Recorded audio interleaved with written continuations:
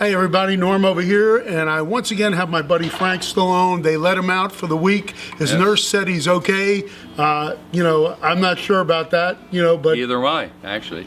But yeah, this is like the third time this month. That's right. Right? See that? Well, we got the Emperor, Epiphone Emperor, that was a Christmas present. Then I got the Black Les Paul Custom. And now, the guitar of our youth, the Rickenbackers, yeah. I had quite a few of the 360 12s, which were wonderful, but it's use it on a few songs. But I figure, this one, I can kind of mess around with it and play it live. And it's cool. I don't see too many guys playing a blues riff on a 360. Well, you can. I mean, there's no law. There's no law to play blues. I had a buddy of mine who was a great jazz player who played on a Rickenbacker. He played it. He played on a Rickenbacker 12-string. He tuned it, used heavy strings, and played great jazz stuff on it. I mean, it really sounded like he was playing a big orchestra. They're very cool-looking guitars. They're very cool-looking guitars. They're, iconic to the 60s. I mean, even though they have been around since the 50s. Yeah. They really came into their own. I think probably, when George Harrison used it in Hard all Days. the British bands, and Help. I don't know if you played in Hard Day's Night. I'd be in Help, he played it, and he had the double-bound one. And then, obviously, Jim McGuinn of the Byrds playing the 12-string. Right. But then a lot of the groups that wanted to be Pete Townsend used a Rickenbacker. I mean, there were a lot of people that used Rickenbackers back in the day. They're very cool. I mean, they're cool-looking. They're flat. They're light. We will do some change. No, I guess not change it. No, listen, it's great, man. But we're gonna get it ship shape, ready to go. It's a beautiful condition, blonde. Also, the Mapleglo is a beautiful one as well. Hey, what was that stuff that you were doing? What's that stain? What's that? That was urine. I don't know, but someone took. You think Pete Townsend took a leak on it as a finale? That's why it's like yellow in the back. Sorry, guys. By the way, that stuff that you have on your videos where you do the different Instagram, yes. Your Instagram. Yeah. What is that exactly? It's well, first of all, some people don't use it right because they have no talent, so they try to do it. It's called MSQRD. Okay. So what I do it when I've had too much to drink, which is usually every night, I sit there and entertain myself, putting different faces and accents on, and I get calls from my brother. What's wrong with you? You can't do that. I said, well, of course, I'm going to find one of him. What about Jack Nicholson? There's one where you do the Jack Nicholson one, that's 5 easy pieces. When he says, I can't believe it, I'm sitting here listening to some cracker asshole compare his life to mine. Keep talking, help me make me puke. Or it's like in The Shining, whether you hear me typing or see me typing, whatever the fuck I'm doing, don't bother me. But Jack's great, remember, in terms of endearment, I think you need another drink, or what for? Kill that bug that's up your ass. But anyway, we won't. That's all. That's for the private reel. But the thing is, it's not private anymore, pal. Okay. The world has seen. I know the world will see. But the thing is, I've seen worse. I've seen you interview some people. I thought it was a mummy. So what do you think of your guitar?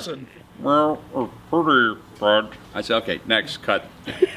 You should have a stage hook here for people that are boring interviews and just take them off by the neck like a stage hook. What about me? Well, you've been stage hooked. I think you have a hook inside your shirt. No, Norman's a very affable guy, and we've known each other a long, long, long time, and bought a lot of guitars in here that I shouldn't have sold, which is par for the course. You have your George Harrison story. I have my Gibson So we've Explorer. we've both done a couple really major dumbbell things. You having an Explorer that you bought for $150 back in the day. 1965, it was 8 years old, it was perfect.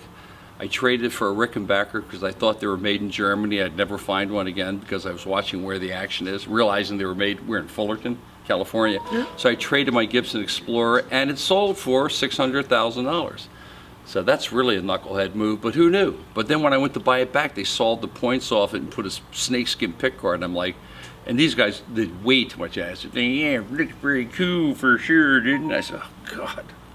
Like you said. And he calls me a dummy. Well, that is pretty dumb, but George Harrison's guitars That was one of the dumber things that I've done. in history. I've got a few bonehead stuff Yeah. that I've done over the years, so Yeah. that's probably why we get along. That's We're a why we couple get along. Old guys, you know. I mean, he doesn't look old, but But I am old. I'm yeah. a year younger than you. It's I know. I turned professional in 1965. And, but you have to understand, when we were kids, I mean, there were basically Gibson, Guilds, and Gretches and Fenders. That's it. Yeah. Anything else was kind of like yeah, exotic. the K's and the Silvertones and all Yeah. that. Those were not really gig-ready guitars. No. You can use them, and some of them have an unusual sound. They're called some But of the really, harmonies and stuff. they're But lousy. you know, they're not set up really No. to play perfectly in tune. I mean, and the that kind of kids stuff. now can buy like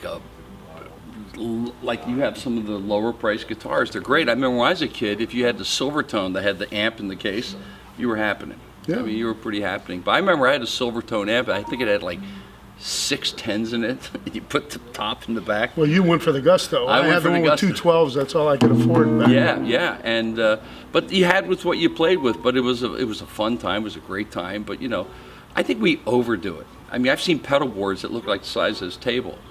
I can't do it. I'm singing lead. Why am I going to do adagio dancing? I'm like Fred Astaire while I'm trying to sing. So, and then Well, if you put enough distortion on anything, it all it'll sounds sound. alike. Listen, So. with the processors they have now, you can sound like anything. But again, this is the Rickenbacker 360. Quintessential model, Classic. that Beautiful most of guitar. the guys use. It really is a beautiful guitar. I mean, when you look at like the This arch over there and is really cool. I mean, it's really identifiable guitar, and they're good guitar. They're like any guitar. You get a good one, you get a bad one.